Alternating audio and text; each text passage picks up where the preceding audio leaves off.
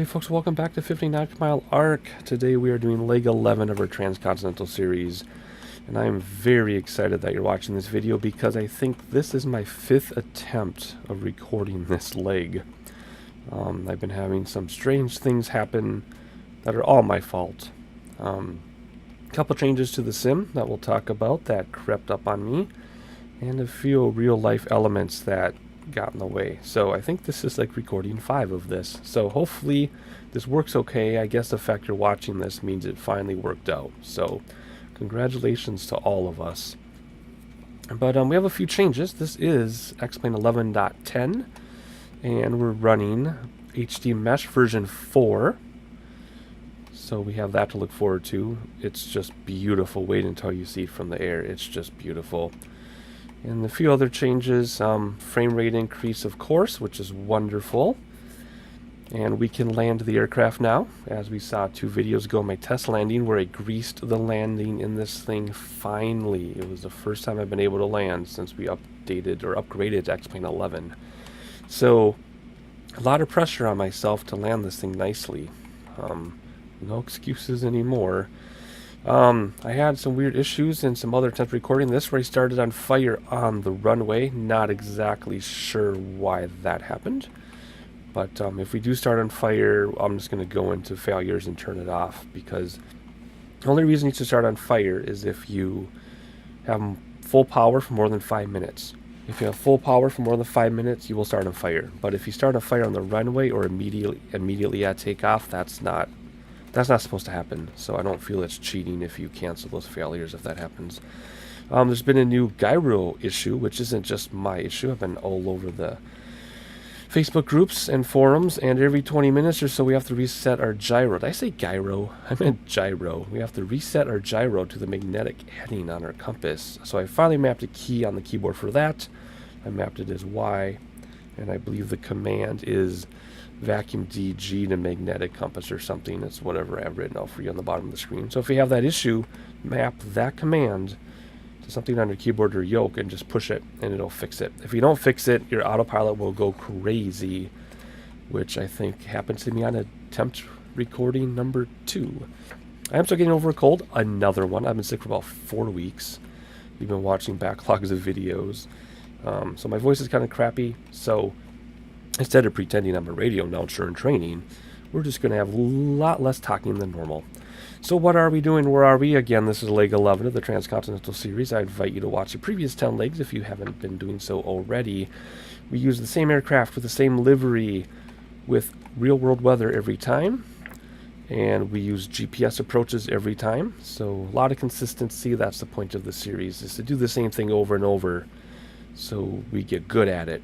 Or we think we get good at it. We still have a long ways to go to get good at it, but it's getting there. It's coming along.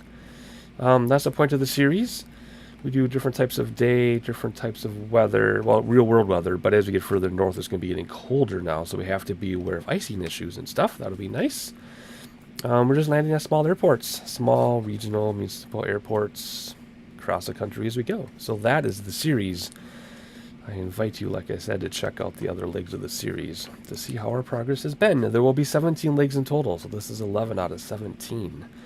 We started in California. We're going to end up on the most eastern airport I could find in the state of Maine. So let's see. Let's hop back here. I have a view set up. This is what it looks like with all the lights on, ready to board, including the emergency lights, so people know where those emergencies are. But let's go up here. So there have been a few changes now to the startup procedure. So that really nice tutorial that everybody loves that I just uploaded a week ago is out of date. There's been some changes. I put some notes in the description of the video for now, but I'm going to have to redo that tutorial because so much stuff has changed, and that's because of the X-Plane 11.10 thing, which is all for the better. The changes are more realistic. I'll talk about them as we get to them. So GPU external power is being used. That's how we get our lights. First thing we're going to do is check our weight and fuel. Hour and a half flight time, more than enough. More than enough. Let's turn on our battery. Let's hide that for right now. What lights do we need? Let's turn on our recogs. Everything else will stay because tail flood was already on. Let's see here. We're going to hop outside, remove our static elements. no matter how many times I reset my preset to this view, it goes back to that other one. So let's close our passenger baggage door, and then our cockpit door. If we hop inside super fast, whatever number that is, we should see it close, but we were too slow. That's okay. Let's close the windows now too.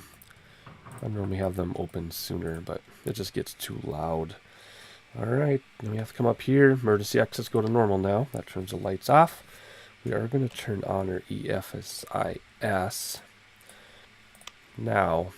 But now this is the big change. We used to turn on our avionics and set our flight plan, but we can't. You cannot turn on your avionics until your engines are running. If you turn on your avionics, they'll turn on. But then if you go to start your engines, the engines won't start. So that is a huge change. So we're going to come down here, make sure parking brake is set, and it is fuel switches. I have a new preset for fuel switches, which is going to be this one.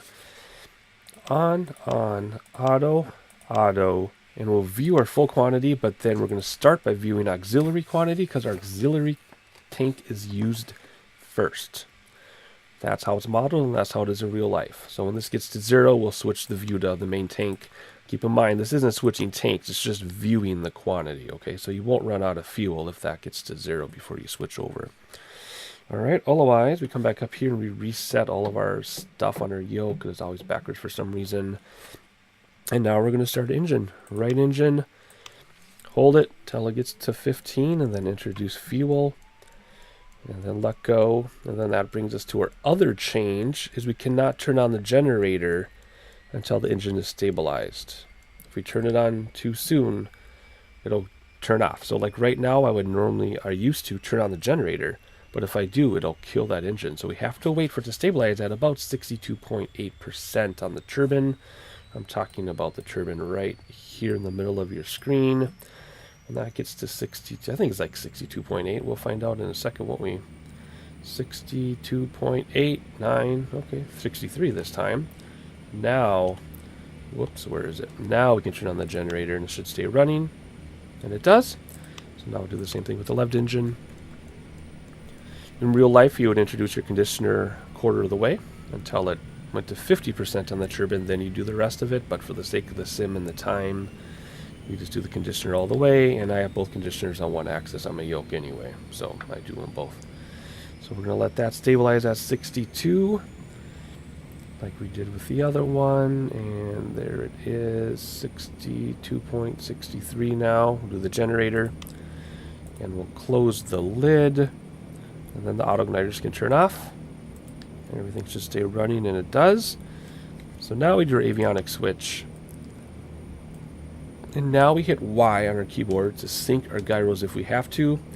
Otherwise, if we come up here to our compass, what are we looking at? About 184 degrees, I think. I know it's 184 because if I look at our GPS, it says 184. So let's look here. Wait a second. That says 0. 184 is below us. So why won't that sync up now? Okay, now we're synced up. I had to turn on my AC bus first, so I have to make another note on my checklist to swap these two things. Okay, so now I got it, I think. Y on the keyboard is for syncing the gyro, but AC bus has to be on first. So now we can turn off external power, rudder boost, climate on the co-pilot side, blowers, furnace. Let's do auto and see what happens. I'm always curious. Let's see, alright. Let's head back to the center now and do our flight plan. So, flight plan should already be in here because I've done, like I said, 4 previous recordings. Well, it's not totally in there because, okay, let's clear this out and get it in there all over again. Alright, we're starting out at Daviess County. I didn't see where we're going, did I? Starting out at Daviess County in Washington, Indiana. We're going to Oxford, Ohio. Miami University has their own airport, and I lived there for a year with my wife, so I know the area in real life well. I'm not really going to do a story time. We've done that before for the area, but we will talk about a few things as they come up. I'm just playing with my Avidyne. I wonder if weather really shows up. Someone just put a screenshot of weather showing up on their Avidyne. I have yet to see anything. We'll see someday. It's just clear skies now, which is good because when I did my earlier when I tried to record earlier, we had a lot of storms and a lot of issues and some insane wind. It's still pretty windy, but not nearly as bad as it was. So, what are we doing here? Okay, so I'm going to talk about this approach in a second. So we're taking off from Daviess County, and we're going to go on the official flight path, an official approach, but we have to make some changes. So, oh, that's right, up to go down, that's all backwards stuff. First we're going to go to Uven, but we're not really going to go that far. So what's going to happen, we're going to head in this direction, but we're going to pretend we are our own access control, air traffic control, and we are going to vector ourselves towards the approach, because this intercept point to intercept the approach is like 18 or so miles from the airport. So then we're going to go to Jusal, and what's the wrong way? Down to go up to go down. So this is the waypoint we want, but we can't get there from the direction we're coming in. So we have to go to that first waypoint first, but we're not going to go all the way because it's too far, so we'll vector ourselves to this waypoint. And that's how we'll do our approach. It'll give us more than enough time to line up with the runway. There'll be no problems at all.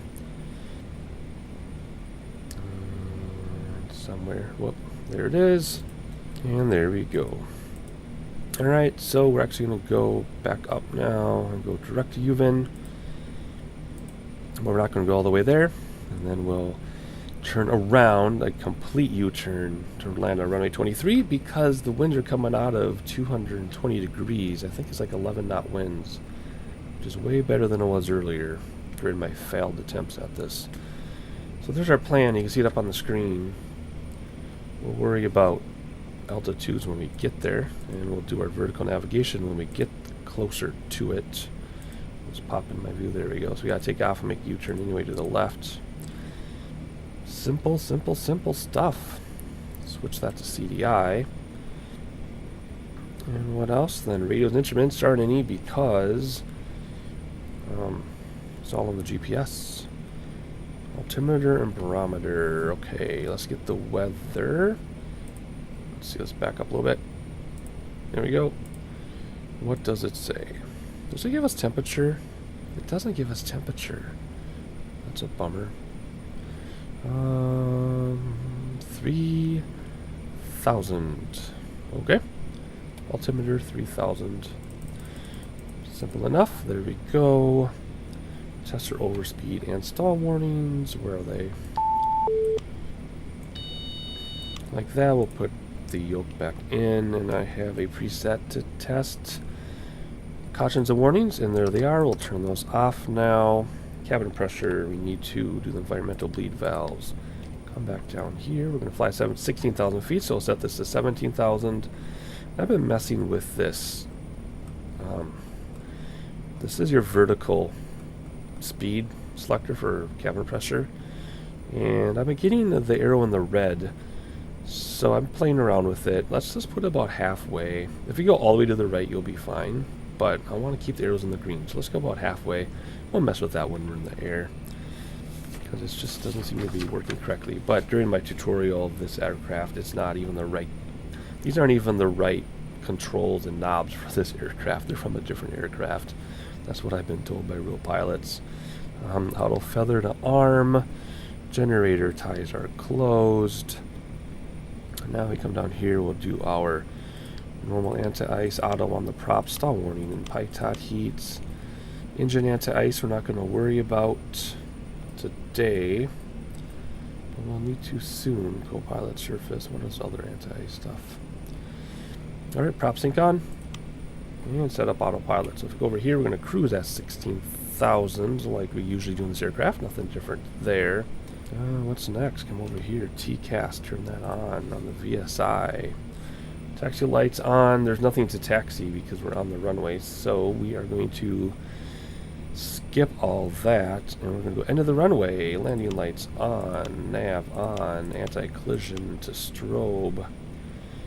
And cabin flood go off. And overhead go off. And in the back, that looks like this. So everybody can read or do whatever they need to do. And we're going to trim for takeoff. Which is about... I want to go back a little bit because I've been going way too steep. So let's back up a little bit on this.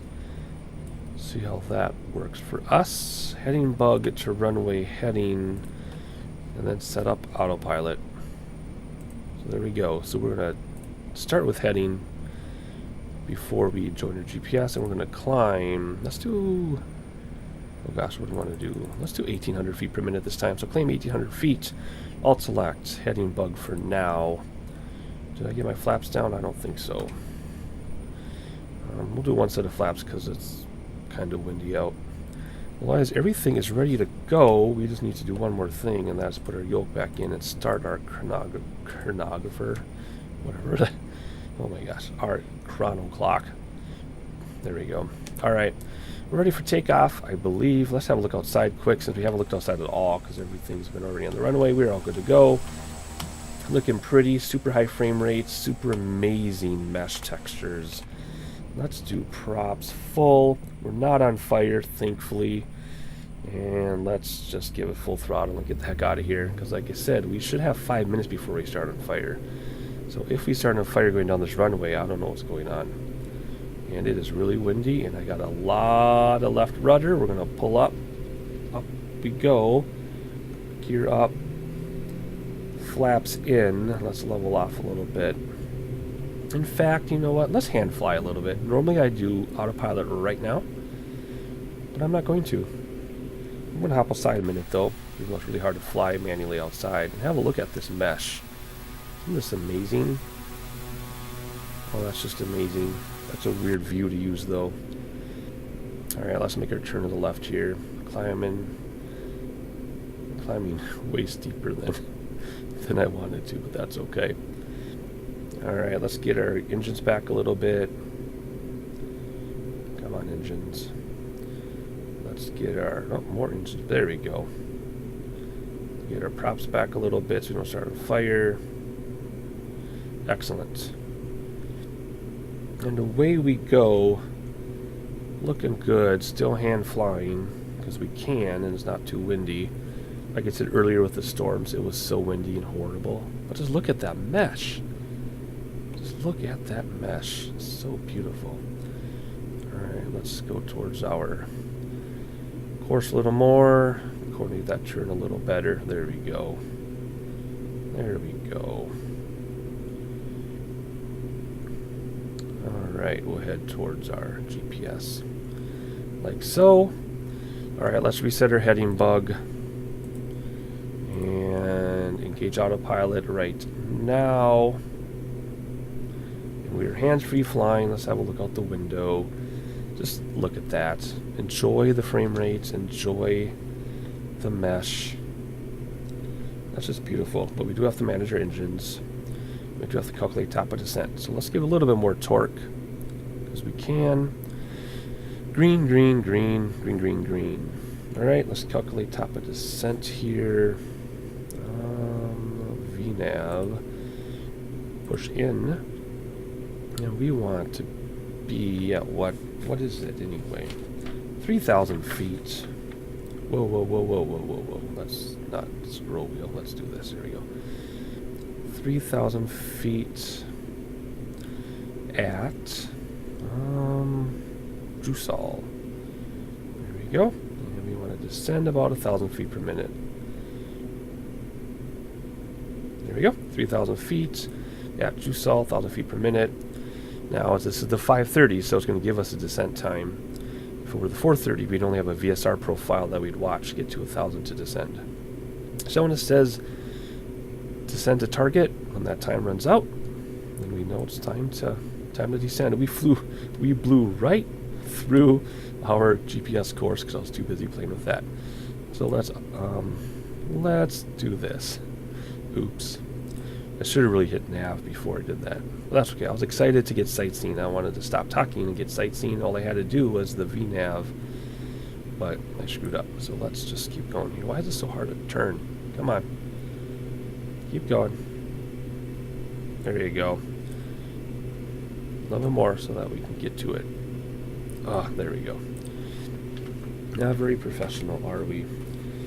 Otherwise, nothing left to do now. All I need to do, my own, is switch to nav when we intercept our GPS course and turn off the landing lights in 2,000 feet. So I'll do that on my own. But for you, there's going to be plenty of sightseeing. Enjoy the mesh. We got clear skies, high frame rates. Enjoy this version 4 mesh, and I'll catch you probably about top of descent.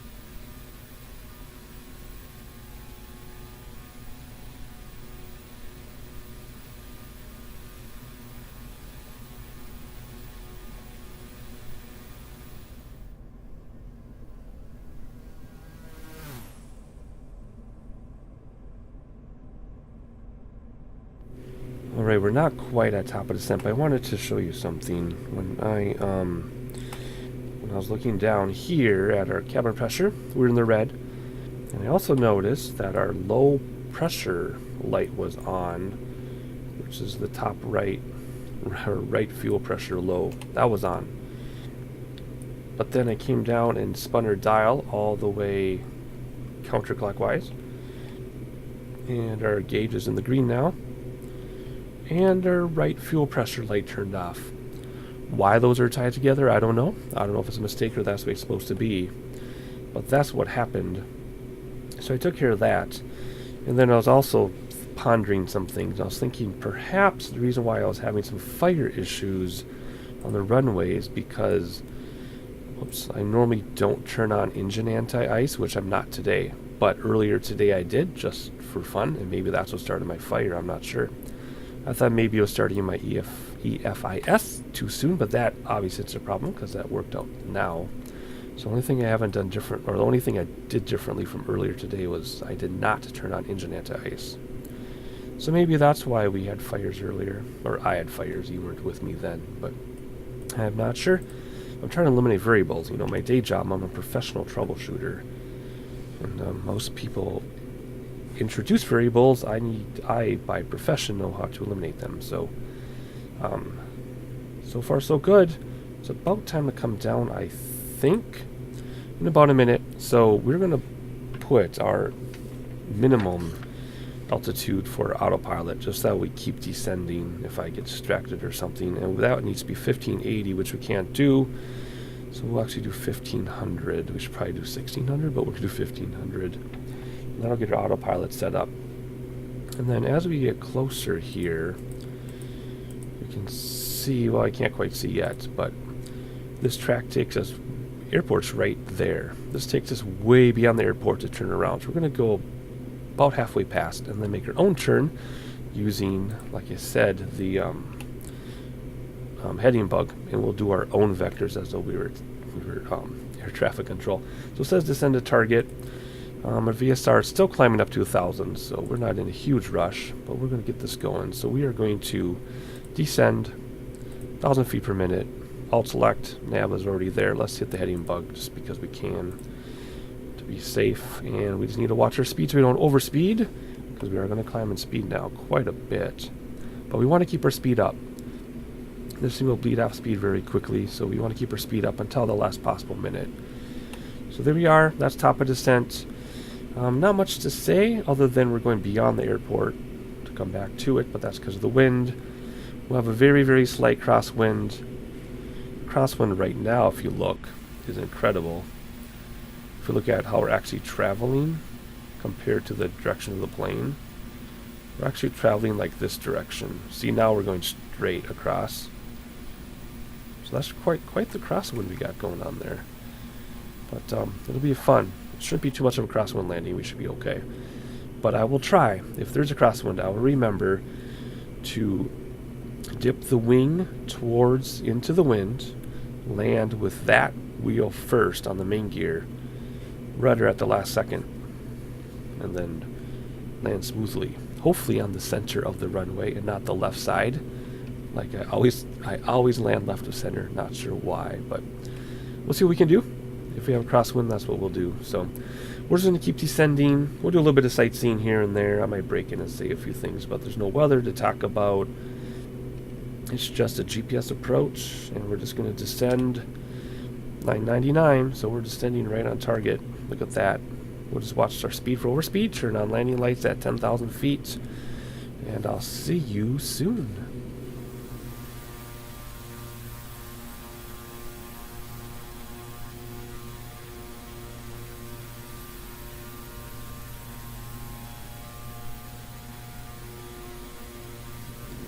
Something we're going to do now is our auxiliary tanks are empty, so we're going to switch to view the main tank, so we have plenty of fuel, of course. I just wanted to point that out. And we're going to get ready to turn our landing lights on. In fact, let's just turn them on now. Why not? We're so close. Otherwise, we're not on fire. We're still right on target. Actually, we're a little ahead. That's okay. And if that gets down to 800, then we'll switch to 800 feet per minute descent. But we'll keep it at 1,000 for now. Are we able to see if we bring this in tighter yet? Yeah, okay, we'll be bringing that in tighter so that we can do our own vectors. So until then, not much else to say. Let's just look out the window one more time.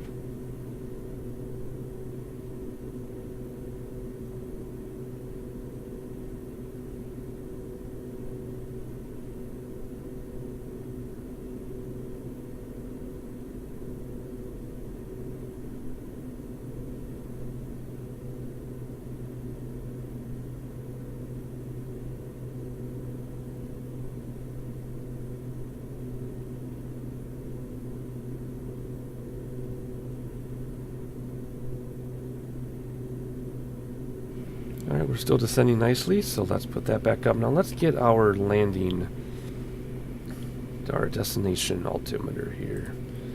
Let's see. It should be on the map by now. There it is. Pretty close. 29906. Let's move this down to 29906. There we go. 29906. 10,000 feet. Landing lights are already on. Destination barometer and altimeter are set. Too early for flaps. Too early for gear. Our airport is in sight. It's in the very middle of your screen. Let's use our binoculars. There it is. There's our airport. Here's the city of Oxford, Ohio. If you look left, you should be able to see Houston Woods, which is an amazing state park. My wife and I were chased by swans on paddle boats there. It was kind of scary. They're very vicious. But obviously we are going to go around the airport and around the city and come back. This is the published GPS approach for this runway 23. Well, like I said before, we are soon going to break free of the GPS and vector ourselves back to the GPS approach, and then we'll reintroduce GPS once we make our U-turn. But otherwise, there we go. We will have to adjust our profile, because our descent profile, because we're going to be cutting a corner here. So, but we're not going to do that quite yet. Otherwise, that's all there is. Ooh, we're almost at overspeed. Better watch that speed. Otherwise, I lived in Oxford, Ohio for a year because my wife worked on her PhD at Miami University. Interesting school because it's a public school. Ooh, we're going to get clouds. Nice. It's a public school, but it's very, very expensive, and they act like a private school. And most of the students went to private high schools. Look at that. So now, all of a sudden, we're in the soup. Just like that. It's kind of funny. Let's look outside while we can. We don't have much to do at the moment. Let's just enjoy this a little bit. So there's Oxford right below us. I don't think you can tell from this angle where I lived, but this is actually a big city park. There are not houses there. That's a big park. This is one road coming in from the Indiana border. We just crossed the Indiana border, by the way. Like, that airport is like on the border. Main road coming in, and we lived, oh my gosh, it's going to be right here, this little U-shaped thing. That's actually a U of townhouses you can rent, and that's where we lived. It was nice. I liked it. No kids or anything, so I was free to bike, explore, those types of things. I worked at Best Buy for a couple months selling computers. Oh, we just saw Houston Woods. There it is. Very nice. But unfortunately, or fortunately, it's time to fly a plane. So that is all we get for story time today. I'm going to keep our descent profile like this, though, because we're going to cut this big corner. In fact, you might have to come steeper. You never know. If I'm not coming out fast enough, we can always slow down our speed, because our horizontal speed decreasing buys us a lot more time. If we keep the same vertical descent, we get a lot more time to work with. So in fact, I think I'll do that. I'll bring back throttles a little bit to slow us down, and we will use our GPS to make our U-turn in just a moment. Alright, let's get our autopilot set up. We are going to use the heading bug for this. So let's get our heading bug into position here. And it's pretty much going to be a 90-degree corner, and then another 90-degree corner to turn us around. But we kind of have to do it in steps here. Also, we need to be down to 3,000 feet at the waypoint. So we have 3,000 feet to go down as well, because we're at 6,000 now. I think it's a little too early to make the turn. Yeah, just a little too early. We'll wait till we're about alongside of it. And then we'll simply hit heading on the autopilot, and that'll turn us. Start a turn to the left. There we go. Have a look at the sky. Have a look at the beautiful mesh on the ground. And have a look outside quick too. Alright, I finally got my view set up right. I had the wrong type of view when I set that up, that preset, but that looks better. Yep, so we're just going to make a big U-turn and head back towards town. That's all we're going to do. Sounds simple, but if you mess it up, you got some big problems. Alright, so how are we on the GPS here? Very good. I'm actually going to go straight now. and then we'll make another sharp left turn over our waypoint. We need to be at 3,000 feet. We're at 4,800. We're going to keep the same descent profile here. If we need to back it off, we will. Our speed is still pretty quick, so we're going to keep that speed up. All right, I'm going to slow down our descent just a little bit. So we're at 4,000. We only have 1,000 to go, but we have a ways to get to our waypoint. We're going to start making our turn in just a moment. Okay, let's start now. We're basically going to back horse's GPS, so we're going to go a little more than 90 degrees on the heading bug to turn us all the way around, because it'll take a little bit to get there. And then when we're ready, we will go direct to Whoopip. That'll be our next waypoint, because we're skipping a little bit here. Alright, so looks like that actually might have worked quite well. Where are we at? 3,600. We do have to come down 600 feet. Oh yeah, it'll be right on schedule. Look at that. Let's see. A little bit more on the heading bug. There we go. Let's hide that. Let's come out here. Let's pull up our flight plan and go direct now. This one to Whoopip. Direct. Yes. Flight plan. And let's come up here and engage nav. And that should get us right there. There we go. Are we at 3,000? We came in about 200 above. So let's see, where do we want to be at our next waypoint? We want to be at 2,600. Let's get rid of this, because, okay, 2,600. Yeah, that'll be fine. Actually, that'll be early, so let's... So we were ahead, we were behind for the first waypoint, now we're going to be ahead for the next one, so let's slow down our descent just a tad. Runway is in sight. Let's start slowing down so we can let gear and flaps out. And look at that turbulence. This is going to be a rough landing, folks. What's that look like from back here? Oh my goodness. That is going to be... That's going to be a rough one. Look at that crazy crosswind. Oh dear. Well, okay. As long as we're ready for it. 2,600. Oh, we're already where we need to be. Let's level off. That's right. 2,600 Whoopip. Or Whoopip. Oops, I clicked the wrong button. There we go. And we're already... Yeah, we're ahead of schedule here. Not much, though. Oh boy. This is going to be... This is going to be tricky. There's a city there in front of us. Those buildings are not that high. That's actually the university. It wants gear. Okay, we can do gear. That's fine. It wants flaps. We can do flaps. Autopilot, though, does not like to handle flaps. It goes kind of wacky. But we're going to keep autopilot a little bit here, simply because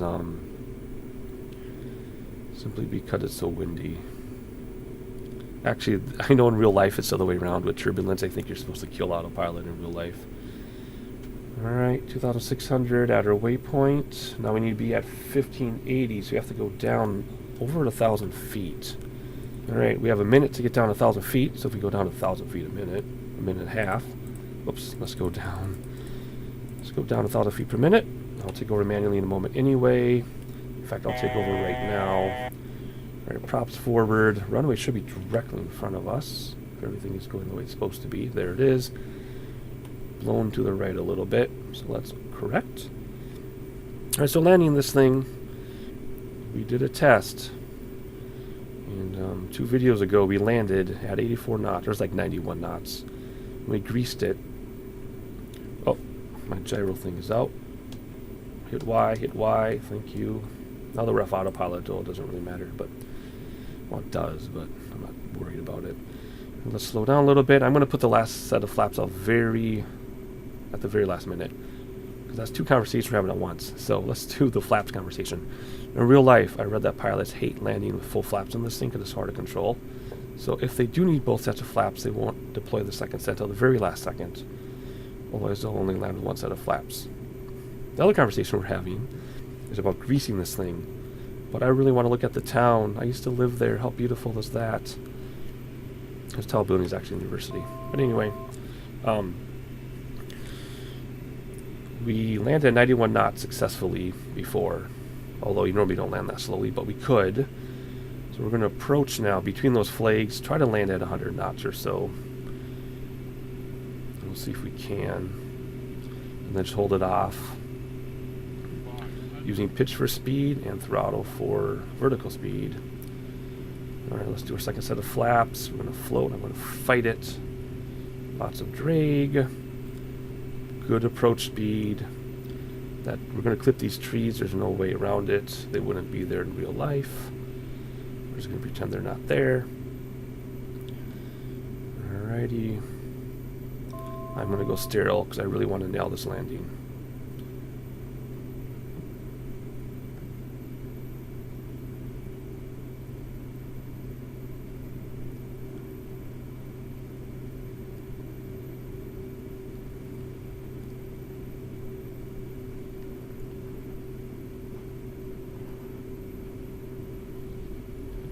There we go. Let the nose wheel down gently.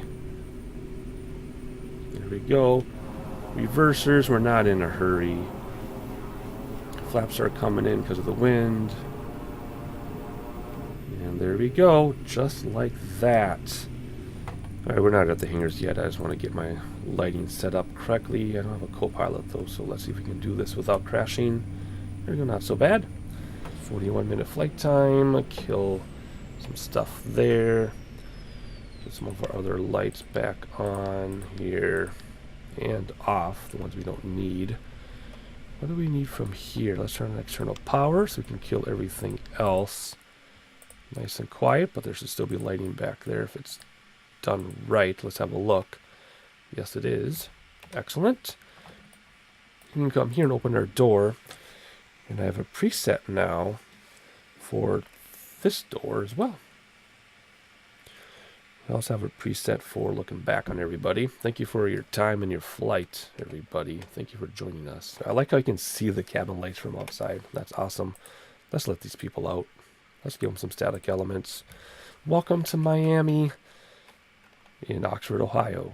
Next leg takes us to West Virginia, I believe. And we're going to do that. That flight's coming up right after this one. So we'll catch you then.